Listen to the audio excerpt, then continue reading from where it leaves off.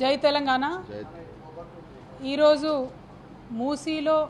మూసీ నది పరివాహక ప్రాంతంలో మూసీ ప్రక్షాళన పేరుతోని ఈ ప్రభుత్వం చేస్తున్నటువంటి విధ్వంసం పైన శాసన మండలిలో బీఆర్ఎస్ సభ్యులందరం కూడా మేము రకరకాల అంశాలను రేకెత్తించడం జరిగింది.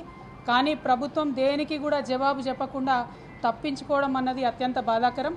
కానీ మేము సంధించినటువంటి ప్రశ్నలతో ఈ మూసీ మీద ఉన్నటువంటి కన్ఫ్యూజన్ అంతా పోయే విధంగా శ్రీధర్ బాబు గారు ఒక్క మాట మాత్రం ఒప్పుకోవడం జరిగింది.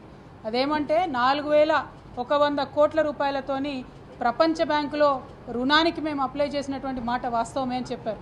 మరి ప్రపంచ బ్యాంకులో రుణానికి పోయినప్పుడు డిపిఆర్ లేకుండా ఎట్లా ఇస్తుంది ప్రపంచ బ్యాంకు అని మేము అడిగిన దానికి మాత్రం ఆయన సమాధానం దాటవేసిండు.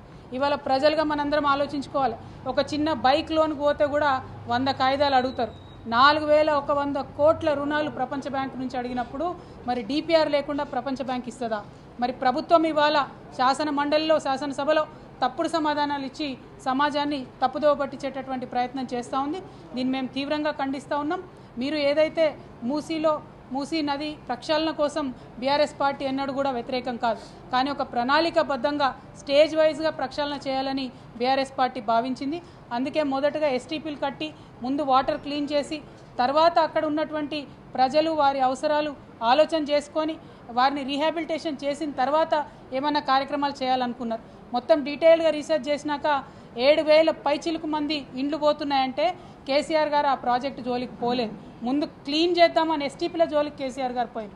కానీ రేవంత్ రెడ్డి గారి ప్రభుత్వం 7000 మందికి ఎఫెక్ట్ అవుతుంది డైరెక్ట్గా అని తెలిసినా దాదాపు 15000 పైచిలుకు మందికి ఇప్పటికే మార్కింగ్ చేసినా ఏమాత్రం కనికరం లేకుండా వారికి ప్రత్యామ్నాయ గృహం వసతి కూడా కల్పించకుండా మరి బుల్డోజర్లతోని ప్రజల మీద పడడం అన్నది చాలా దారుణమైన విషయం.